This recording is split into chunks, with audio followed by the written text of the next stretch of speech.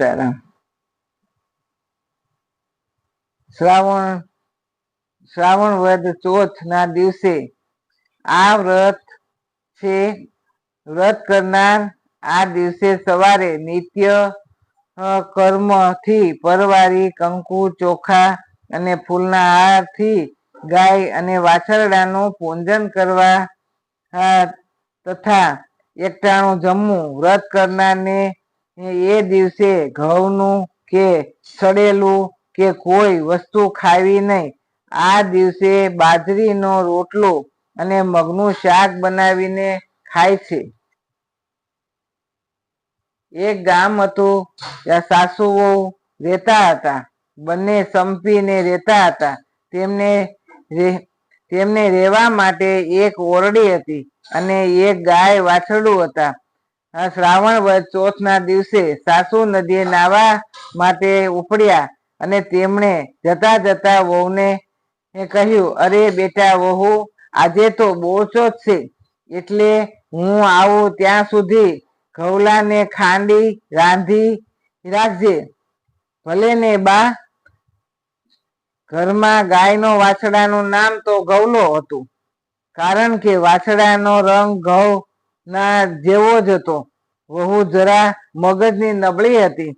તેમને સમજ ન પડી, એટલે ઘઉંનું ધાનને બદલે ગાયનો વાછરડો ખાંડી કાપી અને વાડામાં જઈ વાછરડાને બરોબર રસીથી બાંધી અને મારીને નાખ્યો અને પછી તો એને ખાંડી ખૂંડી અને ચૂલે ચડાવી મૂક્યો. થોડી વારમાં સાસુ તો નાઈને ઘરે આવ્યા. તેમને વહુને પૂછ્યું કે વહુ, ઘઉલો રાંધ્યો? વહુએ કહ્યું, રાંધ્યો તો ખરો બા, પણ ઘઉલો તો એવો ઉત્પાત કરતો હતો કે ખાંડવો પણ ખંડાતો નહોતો અને ચૂલે ચડાવ્યો મહા મુસીબતે. આ સાંભળે તો સાસુનું હૈયું માં ફાળ પડી અને ધ્રુજવા લાગ્યા. નક્કી આ વહુએ તો મારો ગાયનો વાછરડાને ખાંડી નાખ્યો છે. તે તો કપાળ પર હાથ મૂકી અને પડતા બોલ્યા, અક્કલ મઠી, અક્કલની ઓથમીર, મેં તને ઘઉલાનું ધાન રાંધવાનું કહ્યું હતું અને તે વાછરડાને વધેરી બેઠી. હાય રામ, હવે તો શું થશે?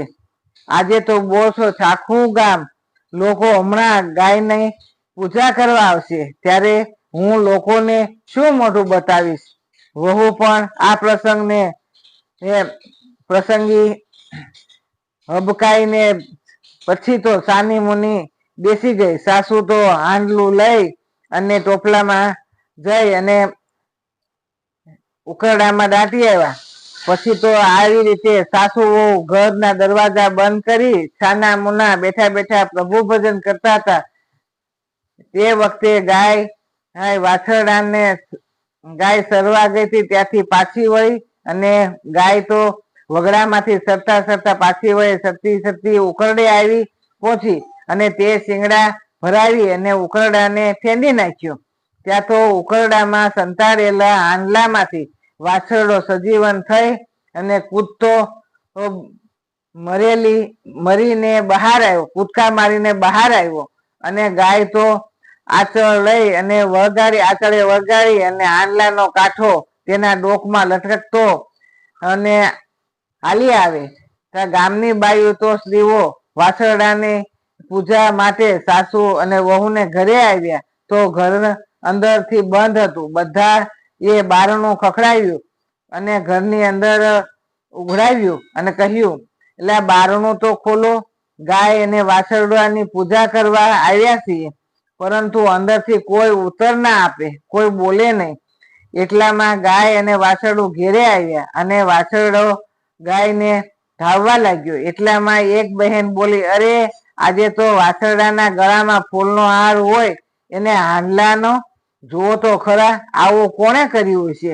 સાસુ વહુ તો બારણાની તિરાડમાંથી જોવા લાગ્યા અને ખરેખર ઘઉલો તો જીવતો હતો અને તેને ડોકે હાંડલાનો કાટલો હતો.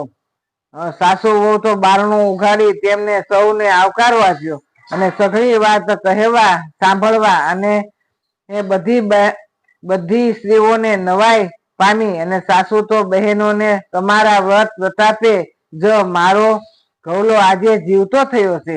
પછી તો ગળામાં હાંડલો અને કાઢી અને ફૂલનો હાર પહેરાવ્યો. પછી તો બધી સ્ત્રીઓ ગાયની પૂજા કરે. ગાય વાછરડાની વ્રત પૂરું થયું તે એ દિવસે સઘળી સ્ત્રીઓને વર્ષો વર્ષ બોસોનું વ્રત કરતી હતી નિયમ લીધું.